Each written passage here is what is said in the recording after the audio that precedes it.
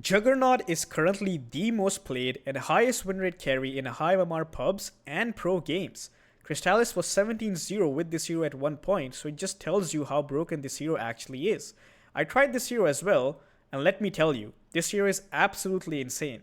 In this video, I will go over every single detail from item builds to counters to skill builds. Basically, this is an in-depth Juggernaut guide that if you watch and implement, there is no way you aren't collecting free MMR like I am. So make sure to watch the entire thing. Jug is right now the best carry of the current meta. You guys must be wondering, but why? What the fuck happened? He didn't get anything changed. He didn't get buffed in any of the 7.39 patches. So what exactly happened that made this hero really strong? So this hero was low-key strong even before the recent patch, which was 7.39E. But he had like some issues. It was like he was too honest. But the recent patch, if we just go here quickly, if you see these changes, Ghost form is no longer active while the wearer is debuff immune. Basically, you cannot just press BKB and then just like go Ghost form. Tear Blade doesn't work either. And you can't use the Aeon Disc thingy either. So overall, and they also changed that neutral item. Where is it? This piece of shit. It would instantly cancel your Omni. So basically now on Jug, it isn't that easy for you to dodge Omni. Like before, you could just buy Ghost Scepter and BKB and just press it. Even if you had Nullifier, it would not matter. Before buying Nullifier would feel really bad. But now it's like, oh, now there's nothing left. So this hero has good laning phase. This hero has good scaling. This hero has a spell that basically cooks everyone if it lands, right? The problem was if it lands, but now it's like brain dead. It's kind of like you can easily land it now. So that's one of the reasons why Jug is suddenly very strong and possibly the best carry. Like if you look at Pro Tracker, and especially if you look at Crystallis's Dota buff, you will see that he's on a 17 win streak on Jug. I don't know if he's like, if he lost a game because the final was going right now. But yeah, he basically hasn't lost a single game because the hero is just too strong. I've also started playing the hero. And if you look at my recent games, it's like, oh, like here, I didn't know what the fuck I was doing. But once everything clicked for me, now I'm like winning most of my games. And I feel like this hero is very fun and very strong. Okay, now that that's sorted, main things about this hero, you almost always want to go for this facet. Mainly because this facet helps you farm really fast and it makes your laning really good. So what does this facet do?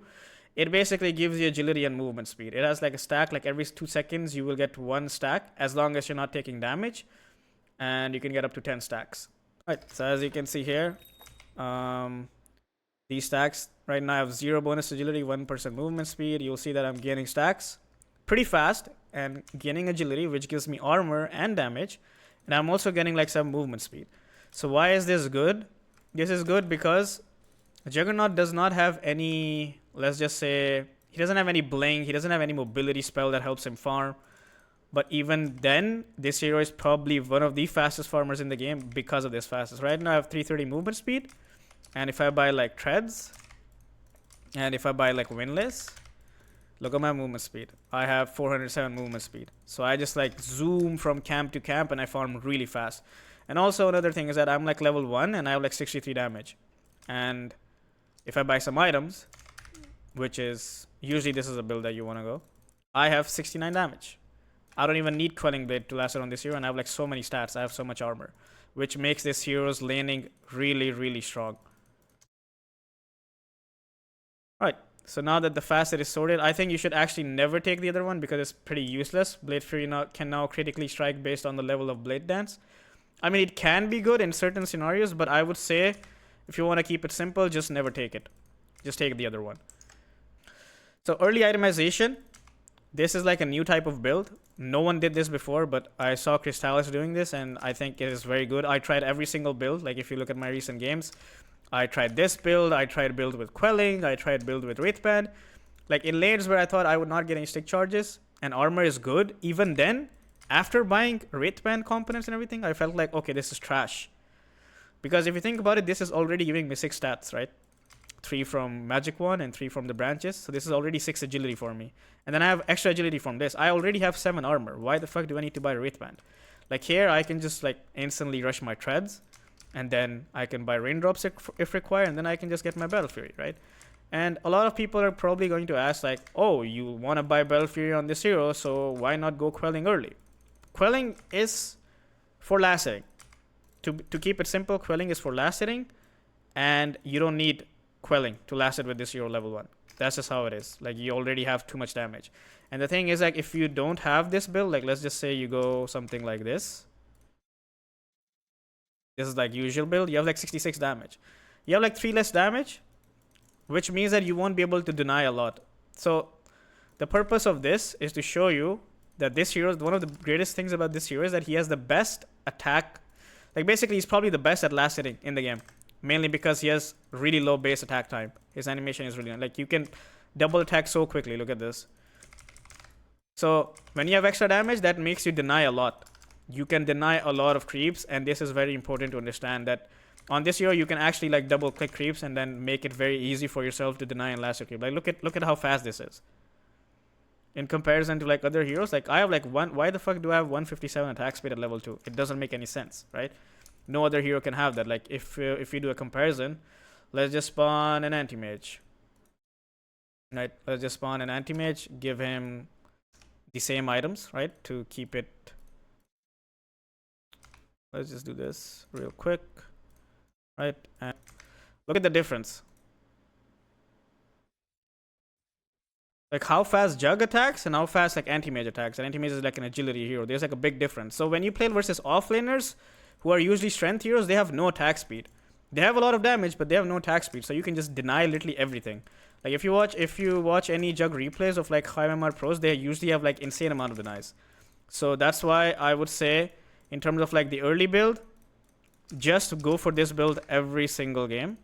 No tangos, no quelling. You can get tangos later, but don't buy quelling, and then just rush treads.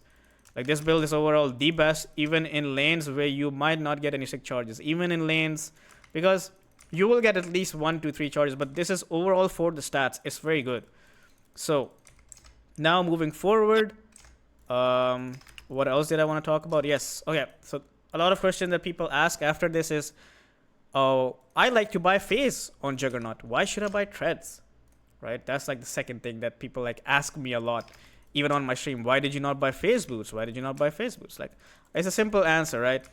So phase boots gives you armor and mobility, which is true, but it does not give you any attack speed, right? This hero really likes attack speed for obvious reasons. Omnislash gets better, right? You will like it's pretty like self-explanatory, right? And then also in lane, the stats overall is like really nice. But with phase boots, is the only good thing about phase boots is that it makes you move. I think it doesn't even help you farm faster, in my opinion. I think it's the same treads in this. Actually, treads is probably faster because you don't get like, you get more movement speed from treads passively than with the active. And the other thing is that I think the only time this could be good is if you're willing, like if you're playing to storm the lane. Basically, you have like maxed out this and then you want to like chase them and then kill them. But what I've learned from my games with Juggernaut is that you will rarely stomp lanes with Blade Fury. And then if you look at like some people's build, not Crystallis, they don't even take more than 1 point in Blade Fury anymore. They just max Blade Dance. But it's obviously situational. You don't want to do that every single game. But in terms of whether phase is better or tread is better, tread is at least twice as better than phase boots. Simply because you farm faster and in movement speed factor does not matter. Because you will buy Windlace and you have like more movement speed with this on melee heroes. So just keep it simple. Buy this component. You will thank me. And then after that, the question that comes is, oh, Battlefury. Why Battlefury? Mjolnir is so much better than Battlefury. It gives me attack speed. You just mentioned attack speed is good, so why Battlefury? For simple reasons. Battlefury is much cheaper than Mjolnir, first of all. Right? It's like what? Battlefury is for 3,900 and this thing is what? 5,500. That's like a huge difference, right? That's a huge difference. Second of all, the active, like basically the build up for Mjolnir or Maelstrom is really dog shit. It does not give you any mana regen, does not give you any HP regen, does not give you any damage.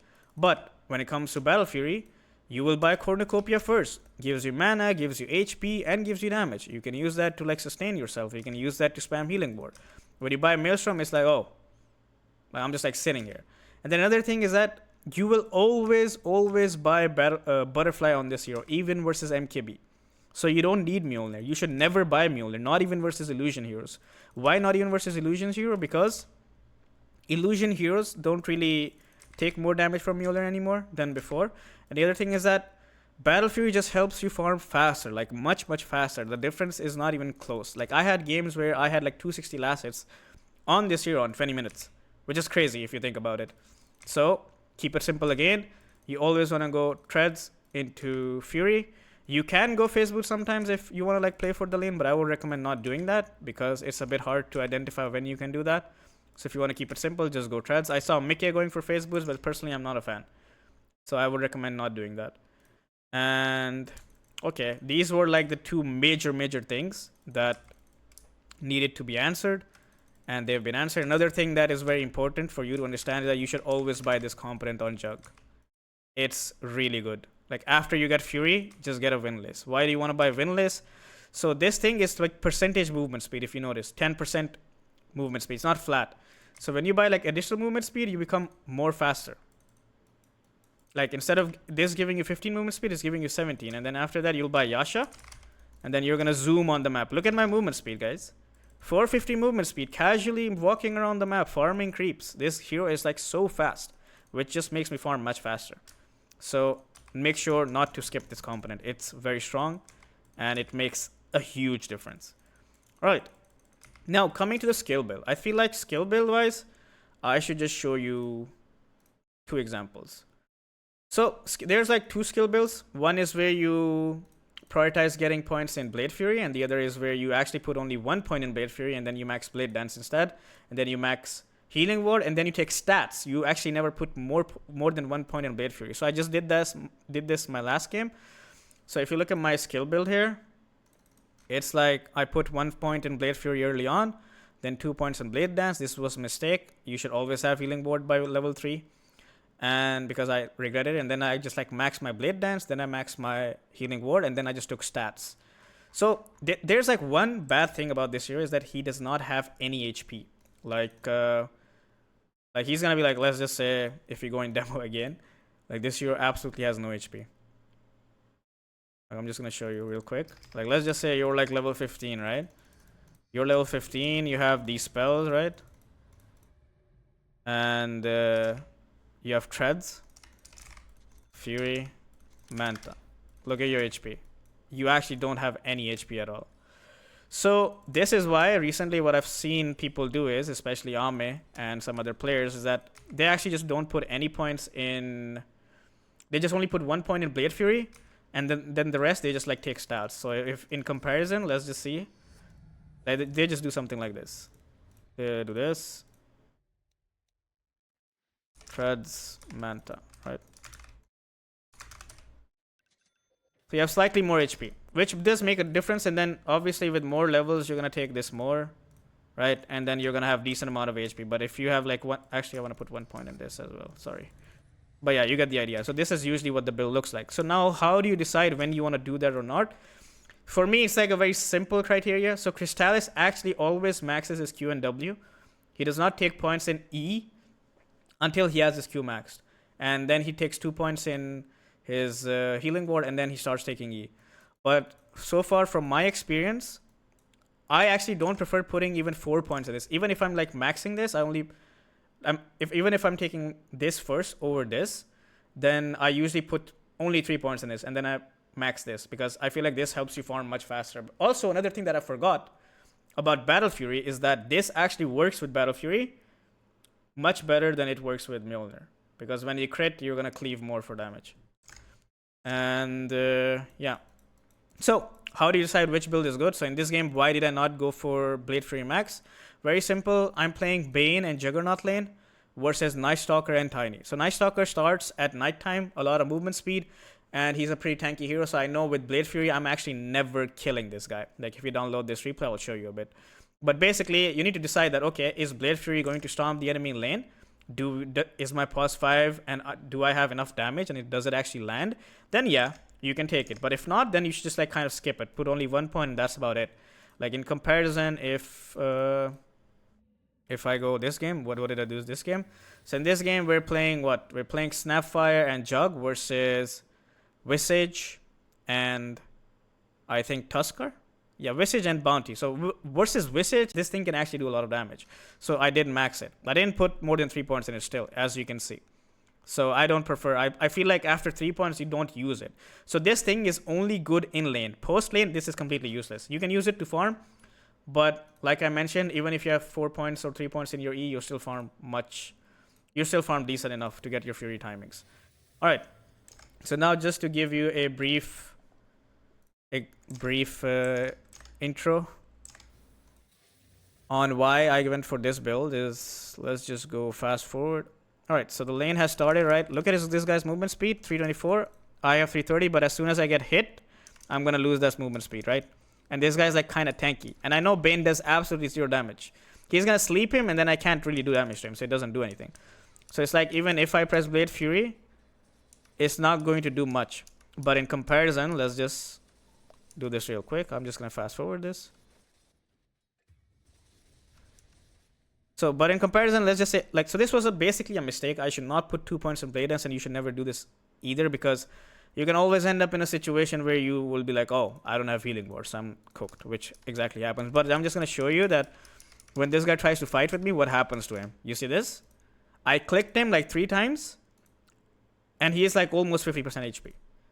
So I know that Blade Fury is never going to do this much damage. So basically, in short, if you're playing versus like melee heroes that are like chunky and you know that your Q is not going to kill them or like not really help, then you should just go for Blade Dance. That's like my basic understanding of this.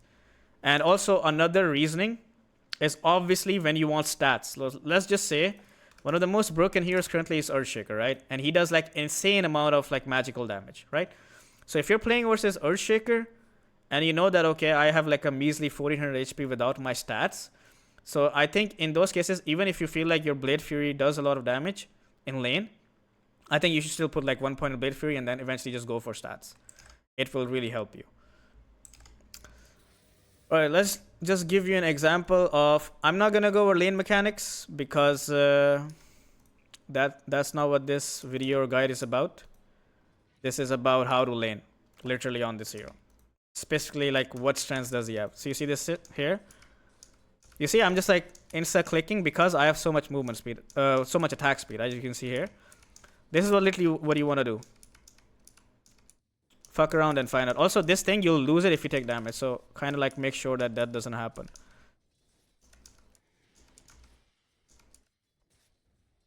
Like this thing, you want to abuse a lot. You want to abuse his base attack time a lot in lane. Like you see, like how fast I can just deny creeps. And how fast I can just secure creeps. And I don't even have this right now. So once I have it, it's like better. And you see, like I don't need any like Quelling Blade to last it. Like I'm just like chilling. See how fast this is compared to like normal heroes. You will see like, okay, this is actually pretty crazy. And it's not like something new on Jug. It's just that Jug was strong, but the only weakness Jug really had was like, oh, this hero's ult just doesn't fucking work. And now it's like if you can't make his ult work, that's like a skill issue. Okay, now we have another question. Would you ever build SNY over Manta? Yes, and I've done that as well. And I'll explain when you want to go SNY. So when you don't need a Dispel and you feel like, okay, they have like stuns that you can't react to, like RP, Earthshaker stuff, then SNY is usually better. And yeah, another thing about, so one thing that I want to talk about laning was abusing the base attack time. The other is abusing the healing ward. So I think you should always take healing ward level 2. Like I've watched at least 50 replays of my students on Juggernaut where they take fucking Blade Dance level 2, which doesn't do shit, by the way. And then what they do is, at level 3, they take another point in Blade Fury. And what happens is, they somehow lose HP and they're like, oh, now I have to wait for level 4 to have my healing ward. And the lane's fucking ruined. This is what I meant when I was laning that Night Stalker, is that I didn't take it. And I regretted it afterwards. Like, you can do 1-1-1. If you don't plan on maxing Blade Fury, you can go Blade Fury, you can go Healing Ward, then you can just max Blade Dance, 3 points of Blade Dance by level 5, and then you take ult. Also works pretty well with with your ult. And then you max this, then you max this, and then you just keep this as it is. Like you see now he's using like stuff on me, but I can just press Healing Ward and I'm just like chilling. And yeah. And as for like whether you want to get boots or ban devil Venskin first, it depends. Like for example, right now I believe in this lane we have good enough kill threat, so I will buy boots because I just want to be on this guy's face all the time with Blade Fury. But if I feel like if I'm going like this Blade Dance build, then I would go for ban devil Venskin first. Okay, and what else is there? I guess the after part is like when do you start farming on this hero, which might be a big one. So I'm just gonna fast forward. The rest is literally just lane mechanics. Okay, another thing is this. So this hero, as I mentioned, has pretty shitty strength gain. Doesn't really have that much HP. So in lanes where you feel like the enemy has a lot of magic damage, the only way you can actually die on this hero is if you get bursted. So as you can see, this guy has this fucking thing, Soul Assumption, and at any point, Puck can rotate and do damage to me. So just in case, I'm getting infused raindrops. Basically, when I said that I didn't know what to do with this hero, that's why I was losing. Basically here, I actually was just dying in lane. Once I fixed not dying in lane, I started going on win streaks because I just had so much fucking farm. And the reason why I wasn't dying in lane is because I started buying raindrops. Quite simple. And I started playing like a human. Like, quite simply, yeah. And now I see, I might even put 2 points in healing ward this lane. Simply because I feel like I need to. I didn't, okay, fine. But yeah, now I'm just like chilling. I'm gonna start farming like side camps. Usually I do it level 5. As you can see here. Like when you have like Blade Fury maxed out, then you wanna basically just use that to do it. Yeah, I got out here. This is also a pretty good thing about Blade Fury. If you understand that the enemy can't really stop you from doing that, then you want to do this. So level 5, I just push the lane. Gonna get my Cornucopia from here. Going mid to use Omnislash, but didn't work out. So I just go back. If you have Omnislash, you want to like try to use it. If you like see some fight, it's pretty good. That's like one of the things. And as you can see, pushing the lane and then farming side camps. So that's how you want to basically farm on the hero. Before we go further, if you don't want to do this process by yourself, I offer coaching services that can help you as they have for other students. I have a package called the Immortal Package that offers unlimited coaching till you get the Immortal rank. For the next 48 hours, I'm opening one slot at a discounted rate, and after this batch, the prices will be increased significantly. If you're interested, check out my website at paindota.com or join my Discord linked in the description before the slots run out. Other than that, this video is from Dota Academy, where I do a lot of exclusive content such as hero guides, smurf lobbies, pro analysis. So check that out as well if you're interested. Now, back to the video. When do you go SNY versus Manta? So in this game, I will go Manta. Pretty simple. They have silence. They have track. It's a very good Manta game. I will go Manta. But I feel like I had some games where I did go SNY and I kind of liked it because, believe it or not, guys, SNY is actually faster in terms of farming. Why? Because it gives you more movement speed than Manta. So you just naturally farm faster because of that. So in this game, I'm playing versus Lion, Hex, Roar. This guy's silence I can't dispel. Like basically there's nothing I can dispel with my Manta that is very important. But they have a lot of shit that they can just use on me, so I need stat resistance. So that's why I just went SNY here. I hope that answers your question. Now coming back to talents. So in terms of like talents, you have like a variance. So on level 10, both talents are very good. I usually prefer the 4% duelist damage because your innate is already 12%. He does more damage to anyone who's facing him. And damage bonus always applies during Omnislash. So basically you're going to do 12% extra damage to people who are facing you or who are getting Omnied by you, which is pretty insane if you ask me. It's basically spell amplification if you think about it. And also your right clicks and whatever. So if you have like 4% more, that's actually pretty good in my opinion. It's not nothing. But the healing ward cooldown is also pretty good, but because it's going to scale with your level 15 and 20 talents. So usually you want to take the 1% healing ward heal. And you also want to take +2 healing ward hits to kill pretty much every single game. You never take the Blade Fury DPS. Why? Because healing ward is kind of OP. Your hero becomes like a siege creep. And you just go high ground with, or just go on towers with your healing ward. And they have to like actually hit it 3 times. They just like lose their shit when that happens.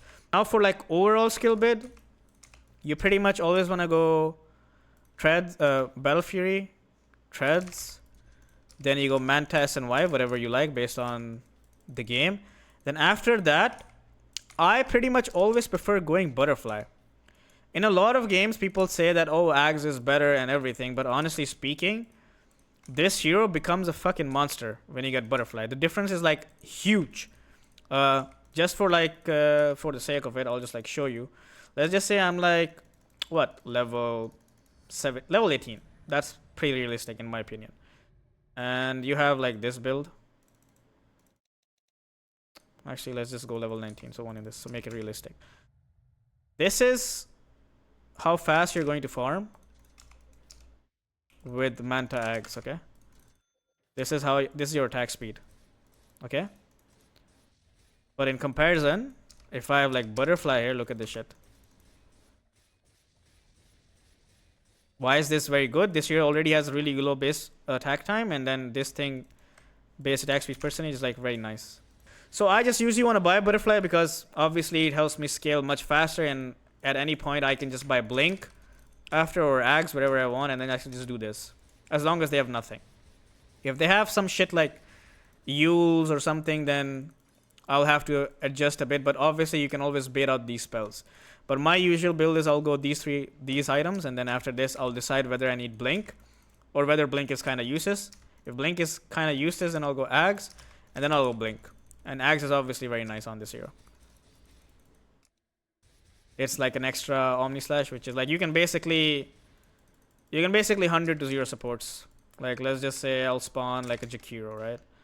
Enemy Jakiro like level 10 or some shit, level 12, let's just say, has some I don't know, like Solar Crest, Arcanes.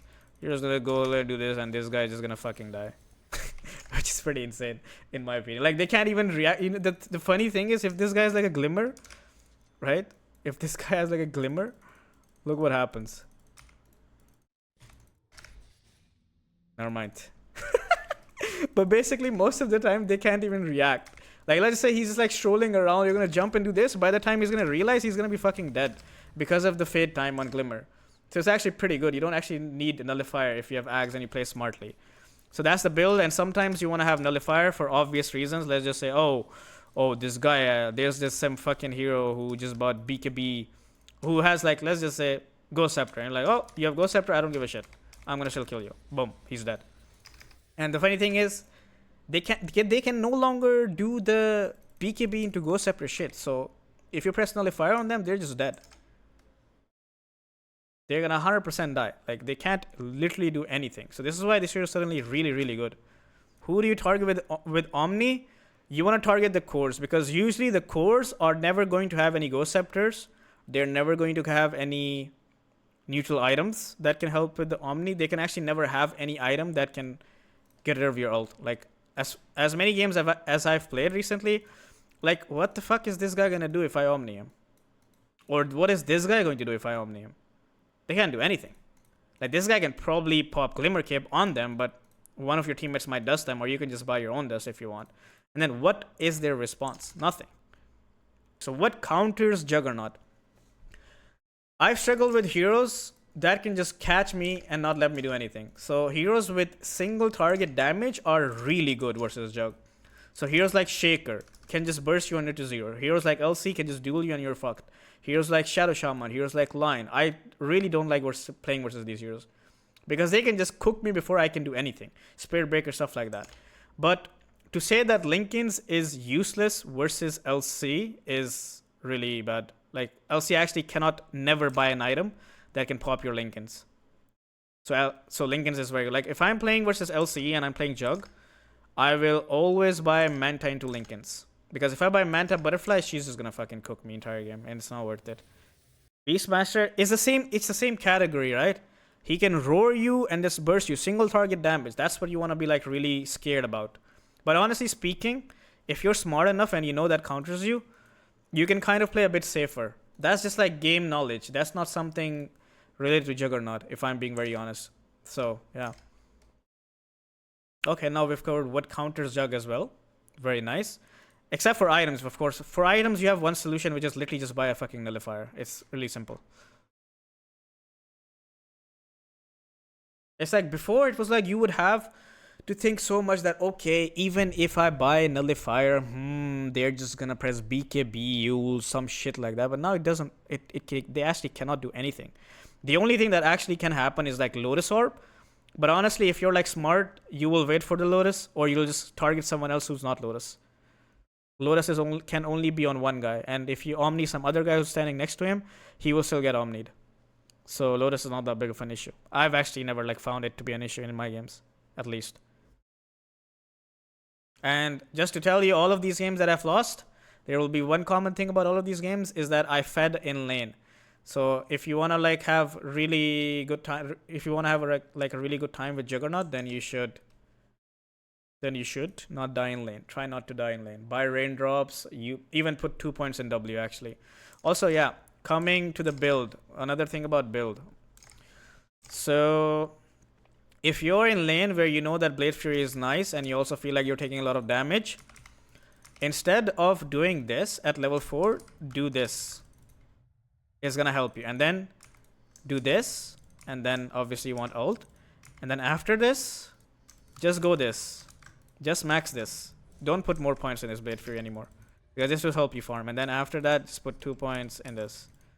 This will really help you in lane, because someone mentioned in my YouTube chat that why do we need to put another point in Healing Ward? Is just one more percentage. What they don't understand, it's double the heal at level 2.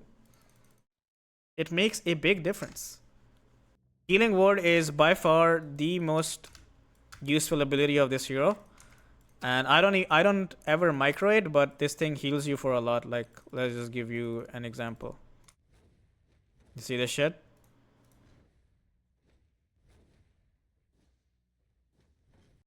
You scale 2 healing ward attack? Yes, you scale 2 healing ward attack always, every single time. Blade Fury DPS is useless.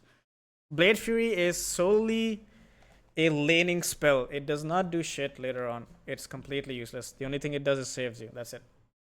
And you don't need to max it or like get any DPS on it for that. Okay, that's a really good question. So on Jug, I would look to join fights only if I have Omnislash. Quick example.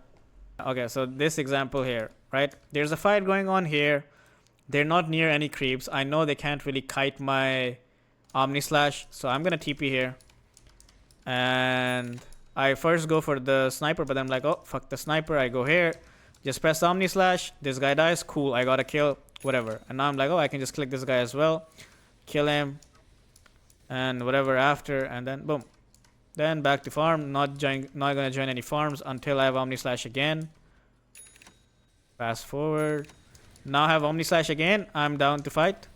Look. And then out again. Now wait for Omnislash again. Got the Omnislash. Telling my team can do some shit. So this is very interesting. Look at this. This is what you should be doing. So I Blade Fury this guy, right? Because I want to dodge a spell. Otherwise, I'm going to be stunned here, obviously. But my Omni is like on cooldown, 5 seconds. So I'm going to go on him, but then I posture a bit backwards because I don't want to get fucked by them. And wait for my Omnislash cooldown. Eventually, they get skewered. Just press Omnislash, and boom. So if you have heroes that can lock people in place, it's very nice to join fights with Omnislash. You have to just understand that if I TP here, how good is my Omnislash? And you will get a lot of kills. Like, the only reason I don't have a lot of CS in this game, if you think about it, right? But my net worth is very high. Simply because I got a lot of kills with Omni.